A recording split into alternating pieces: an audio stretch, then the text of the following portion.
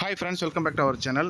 10th standard public exam எழுதக்கூடிய நண்பர்களுக்கு வணக்கம். இது வந்து பார்த்திங்கன்னா நம்ம 10th சோஷியல் சயின்ஸ் பப்ளிக் எக்ஸாமோடைய ஒரிஜினல் கொஸ்டின் பேப்பர் லாஸ்ட் இயரில் நடந்த ஒரு ஒரிஜினல் கொஸ்டின். ஓகேங்களா? ஸோ இதை ஃபாலோ பண்ணிக்கோங்க. இதை பேஸ் பண்ணி தான் நமக்கு கொஸ்டின் கேட்பாங்க. இதன் அடிப்படையில் தான் கொஷின்ஸு வரும். ஓகேங்களா? ஸோ மறக்காம இந்த வீடியோவை உங்களோட 10ஆம் வகுப்பு நண்பர்களுக்கு ஷேர் பண்ணுங்கள். சரிங்களா? ஸோ கொஸ்டின் அப்படின்றது வந்து பார்த்தோம்னா நம்ம ஏற்கனவே ரிவிஷன் ஆஃப் எல்லாம் எழுதியிருப்போம். அதே பேட்டர்ன் தான். பட் நம்ம பப்ளிக் கொஷின் பார்க்கும்போது கொஞ்சம் ஸ்டாண்டர்டாக இருக்கும். சரிங்களா? அதனால் இந்த கொஷின் யாரும் மிஸ் பண்ணாதீங்க, ஃபுல்லாக பாருங்கள்.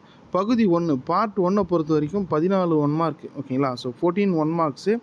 14மே நமக்கு சூஸ் தி பெஸ்ட் ஆன்சர்லேருந்து தான் வரும். சரியான விடையை தேர்ந்தெடுத்து எழுதுக, இதிலேருந்து தான் வரும். சரிங்களா? ஸோ இந்த 1 மார்க்கை பொறுத்த வரைக்கும் உங்களுடைய புக் பேக்கில் இருக்கக்கூடிய கொஷின்ஸை நல்லா தரவாக பார்த்துக்கோங்க. இப்போ உங்களோட பாடப்புத்தகத்தில் இருக்கக்கூடிய கொஷின்ஸ் தான் வரும். ஓகேங்களா? அதனால் புக் பேக்கு நல்லா தரவாக பார்த்துருங்க. ஓகேங்களா? அடுத்ததாக வந்து 2 மார்க் கொஸ்டின் 2 மார்க்ஸ் அட்டன் பண்ணணும். அதில் 28வது கொஸ்டின் வந்து கட்டாய வேணாம். சரிங்களா? Compulsory question. ஸோ அது என்ன கேட்டிருக்காங்க அப்படிங்கிறது வந்து பார்த்தோம்னா 28th கொஷின் வந்து கம்பல்சரி கொஸ்டின். இதை வந்து நீங்கள் கண்டிப்பாக அட்டன் பண்ணணும். இதை வந்து நீங்கள் சாய்ஸில் விட முடியாது. இதை தவிர மீதி 10 அட்டன் பண்ணிடலாமான்னா அப்படி கிடையாது. இந்த கொஸ்டின் நீங்கள் கண்டிப்பாக அட்டன் பண்ணணும். ஸோ விகித வரி விதிப்பு முறை என்றால் என்ன?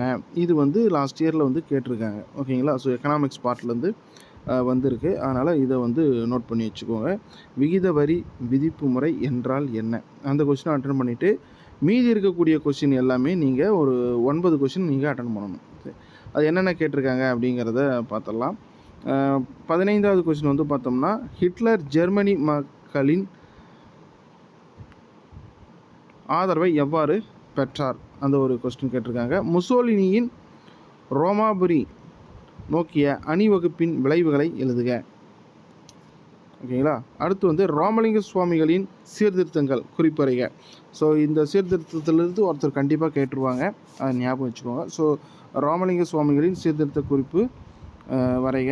அடுத்து வந்து லக்னோ ஒப்பந்தத்தின் முக்கிய அம்சங்களை தொகுத்து வழங்கவும். அது ஒரு 2 மார்க் வந்திருக்கு. அடுத்ததாக 19th வந்து பார்த்தோம்னா பதுங்கு குழி போர் முறை குறித்து நீங்கள் அறிந்தது என்ன அப்படிங்கிற ஒரு கொஸ்டின் கேட்டிருக்காங்க. அடுத்து 20வது வந்து பேரிடர் அபாய தேர்வு வரையறுக்கும். இந்த பேரிடர் மேலாண்மையிலிருந்து ஒரு கொஷின் ஏதாவது ஒன்று வந்துடும். ஓகேங்களா? ஏன்னா இப்போ வந்து நிறைய சம்பவங்கள் வந்து நடக்குது. அதனால் வந்து பேரிடர் சம்மந்தமாக ஏதாவது ஒரு இந்த நிலநடுக்கம், சுனாமி, எரிமலை வெடிப்பு, இந்த மாதிரியான இது வந்து கண்டிப்பாக கொடுத்துருவாங்க. சரிங்களா? ஸோ பேரிடர் அபாய தேர்வு வழங்கும். அடுத்து பன்னாட்டு வணிகம் வரையறுக்கவும்.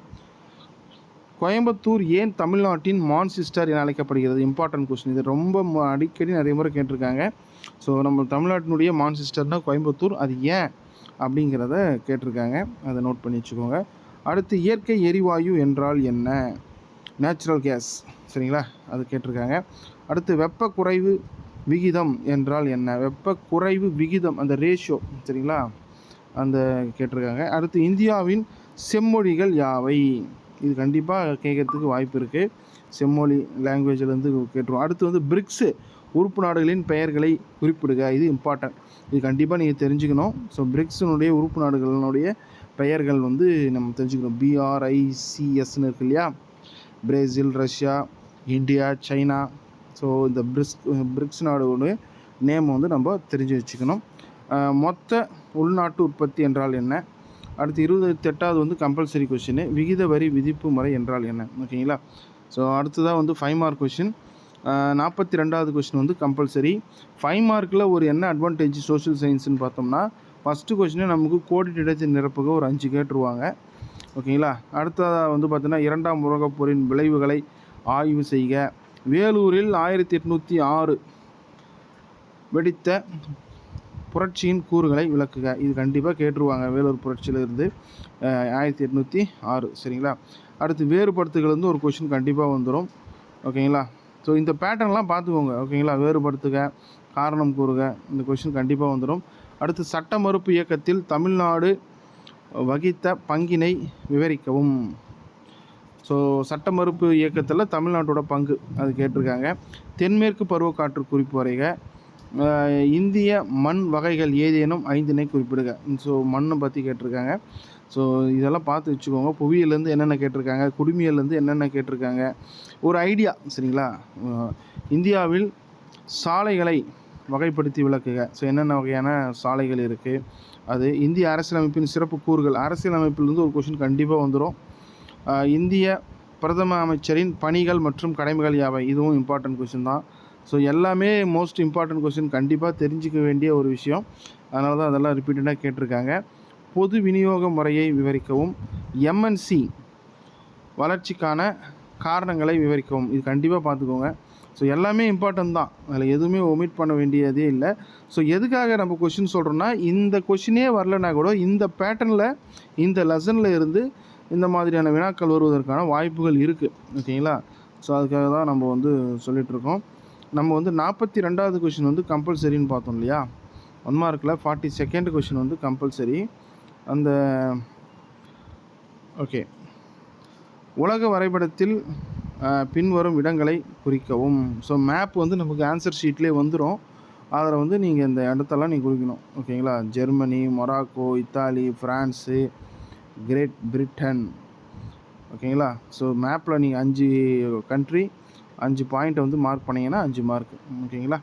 அடுத்து 8 மதிப்பெண் வினாக்கள். 8 மதிப்பெண் வினாக்கள் வந்து பார்த்தோம்னா டீட்டெயிலாக நீங்கள் எழுதணும். தீபகற்ப பீடபூமிகள் பற்றி விவரிக்கவும். 1857 பெருங்கலகம் தோல்வியடைந்ததை காரணங்களை ஆராய்க. ஓகேங்களா. ஸோ இது வந்து ஒரு பிக் கொஷின், நீங்கள் எழுதுகிற மாதிரி வரும். இந்த 2 கொஷினில் ஏதாவது ஒன்று எழுதணும். அடுத்ததாக வந்து பார்த்தோம்னாக்க, கொடுக்கப்பட்டுள்ள இந்திய வரைபடத்தில் கீழ்காணும் இடங்களை விவரி. ஸோ இந்தியா மேப்பு, முன்னாடி வந்து வேர்ல்டு மேப்பு பார்த்தோம். இது இந்தியா மேப்பில் ஒரு 8 பாயிண்ட் கொடுத்துருக்காங்க. 8மே நீங்கள் மார்க் பண்ணணும்.